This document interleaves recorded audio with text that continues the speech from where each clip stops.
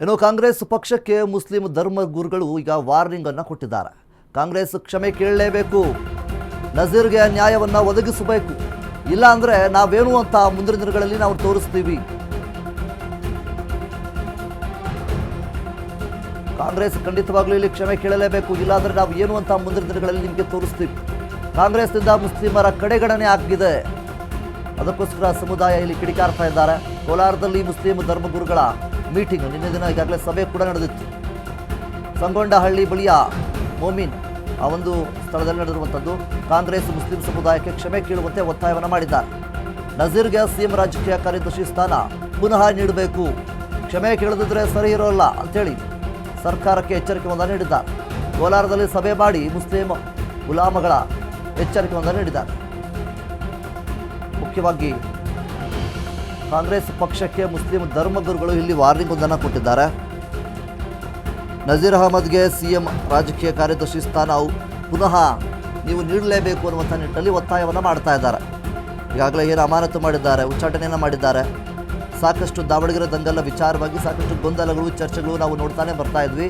ಆ ಒಂದು ನಿಟ್ಟಿನಲ್ಲಿ ಜಬಾರ್ ಅವರನ್ನಾಗಿರ್ಬೋದು, ಅದಾದಮೇಲೆ ನಜೀರ್ ಅವರನ್ನಾಗಿರ್ಬೋದು, ಅಫ್ರೀನ್ ಖಾನ್ ಅವರನ್ನಾಗಿರ್ಬೋದು, ಎಲ್ಲರನ್ನೂ ಕೂಡ ಉಚ್ಚಾಟನೆ ಮಾಡೋದು, ಅಮಾನತು ಮಾಡೋದು ಎಲ್ಲವನ್ನು ಕೂಡ ಮಾಡಿದ್ರು.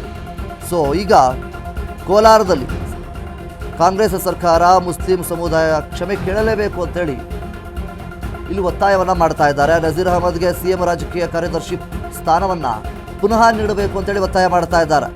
ಕೋಲಾರದಲ್ಲಿ ಸಭೆ ಮಾಡಿದ ಬಳಿಕ ಮುಸ್ಲಿಂ ಉಲಾಮಗಳು ಎಚ್ಚರಿಕೆ ಒಂದನ್ನು ನೀಡಿದ್ದಾರೆ. ಸಂಗೊಂಡಹಳ್ಳಿ ಬಳಿಯ ಮೊಮೀನ್ ಲೇಔಟ್ನಲ್ಲಿ ನಡೆದಿರುವಂತಹ ಉಲಾಮಗಳ ಸಭೆ, ಒಂದು ಸಭೆಯನ್ನು ಮಾಡ್ತಾರೆ. ಏನೇನೆಲ್ಲ ಆಗ್ತಾ ಇದೆ, ನಮ್ಮ ಮುಸ್ಲಿಮರನ್ನು ಯಾಕೆ ಟಾರ್ಗೆಟ್ ಮಾಡ್ತಾ ಇದ್ದಾರೆ ಅನ್ನುವಂಥ ನಿಟ್ಟಿನಲ್ಲಿ ಒಂದು ಸಭೆಯನ್ನು ಸಹಿತ ಮಾಡ್ತಾರೆ. ಕಾಂಗ್ರೆಸ್ನವರು ಮುಸ್ಲಿಮರನ್ನು ಇಲ್ಲಿ ಕಡೆಗಣಿಸ್ತಾ ಇದ್ದಾರೆ, ಕೇವಲವಾಗಿ ನೋಡ್ತಾ ಇದ್ದಾರೆ. ಒಂದು ಟಿಕೆಟ್ ಹಂಚಿಕೆ ವಿಚಾರದಲ್ಲಾಗಿರ್ಬೋದು, ಈ ರೀತಿಯಾಗಿ ಅಮಾನತು ಮಾಡೋದು, ಉಚ್ಚಾಟನೆ ಮಾಡೋದು, ಅವರಿಗೆ ಬೇಕಾದಂತಹ ಸಂದರ್ಭದಲ್ಲಿ ಈ ರೀತಿಯಾಗಿ ಮಾಡುವಂಥದ್ದು ಎಷ್ಟರ ಮಟ್ಟಿಗೆ ಸರಿ ಅಂತೇಳಿ ಒಂದು ಸಭೆಯನ್ನು ಸಹಿತ ಮಾಡ್ತಾರೆ. ಈ ಒಂದು ಸಭೆಯಲ್ಲಿ ನಜೀರ್ ಅಹಮದ್ ಅವರಿಗೆ ಸಿಎಂ ರಾಜಕೀಯ ಕಾರ್ಯದರ್ಶಿ ಸ್ಥಾನ ಏನಿದೆ ಅದು ಪುನಃ ನೀಡಬೇಕು ಅಂತೇಳಿ ಒತ್ತಾಯವನ್ನು ಮಾಡ್ತಾ ಇದ್ದಾರೆ.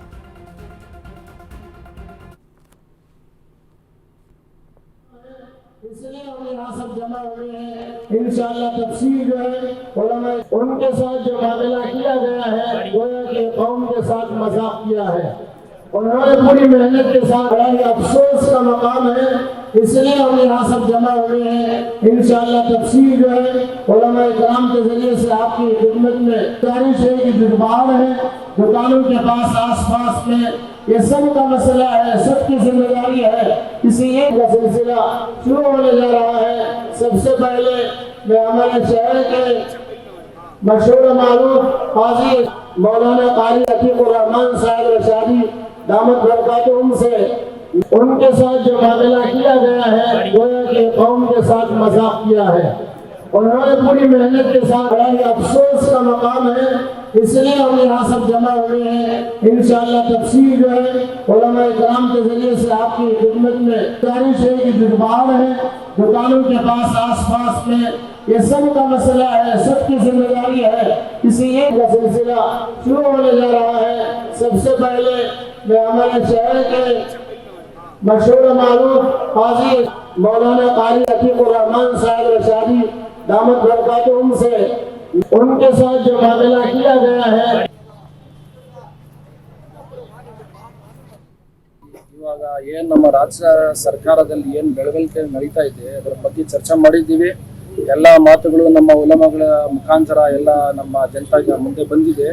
ಇದು ನಮ್ಮ ದಾವಣಗೆರೆ ಉಪಚುನಾವಣೆ ಆಗಲಿ ಮತ್ತೆ ಬಾಗಲಕೋಟೆ ಉಪಚುನಾವಣೆ ಆಗಲಿ ಅದರಲ್ಲಿ ನಮ್ಮ ನಸೀರ್ ಅಹಮದ್ ಸಾಹೇಬರಿಗೆ ಬಾಗಲಕೋಟೆಗೆ ಹಾಕಿದ್ರು. ಅಲ್ಲಿ ಅವರು 10 ದಿವಸ 8 ದಿವಸ ಏನು ಕೆಲಸ ಮಾಡಿದ್ದಾರೆ.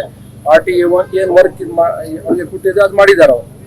ಇವೊಂದು ದಾವಣಗೆರೆ ಸೌತ್ಗೆ ಅವ್ರು ಹೋಗ್ಲಿಲ್ಲ. ಅದಕ್ಕೆ ಮುಂಚೆ ನಮ್ಮ ಮುಸ್ಲಿಂ ಮುಖಂಡರು ಮತ್ತು ಉಲಮ ನಮ್ಮ ಕಾಂಗ್ರೆಸ್ ಸರ್ಕಾರಕ್ಕೆ ಅವರು ಮುಖಂಡರಿಗೆ ಹೈಕಮಾಂಡ್ಗೆ ಎಲ್ಲ ಒಂದು ಕೇಳಿದ್ದಾರೆ ಅಲ್ಲಿ ಮುಸ್ಲಿಂ ಕ್ಯಾಂಡಿಡೇಟ್ ನೀಡಿ ಅಂತ. ಯಾಕಂದ್ರೆ ಅಲ್ಲಿ 80,000 ನಮ್ಮ ವೋಟರ್ಸ್ ಇದ್ದಾರೆ, ಮುಸ್ಲಿಂ ವೋಟರ್ಸ್. 30 ವರ್ಷ ಇಂದ ಮುಂಚೆ ಜಾಸ್ತಿ ವರ್ಷಗಳಿಂದ ಹಿಂದಿನ ದಿನಗಳಿಂದ ಇವರು ಕಾಂಗ್ರೆಸ್ಗೆ ಸಮರ್ಥನ ಮಾಡ್ಕೊಂಡ್ ಬರ್ತಾ ಇದ್ದಾರೆ, ವೋಟ್ ಕರೆಕ್ಟ್ ಆಗಿ ಆಗ್ತಾ ಇದ್ದಾರೆ. ಈ ವರ್ಷ ಈ ಸಲ ನಮ್ಮ ಶಿವಶಂಕರ ಶರಣಪ್ಪಜಿ ಇದು ಧ್ಯಾನ ಆದ್ಮೇಲೆ ಕೇಳಿದ್ರು ಅಲ್ಲಿ ಒಂದು ಮುಸ್ಲಿಂ ಕ್ಯಾಂಡಿಡೇಟ್ ಕೊಡಿ ಅಂತ. ಅದಕ್ಕೆ ಹೈಕಮಾಂಡ್ ತೀರ್ಮಾನ ತಗೊಂಡಿಲ್ಲ. ಅಲ್ಲಿಂದ ವೋಟರ್ಸ್ ಏನಿದ್ದಾರೆ ಅವ್ರು ಸ್ವಲ್ಪ ನಾರಾಜ್ ಇದ್ದಾರೆ, ಅವ್ರಿಗೆ ಗೊಂದಲಿದೆ.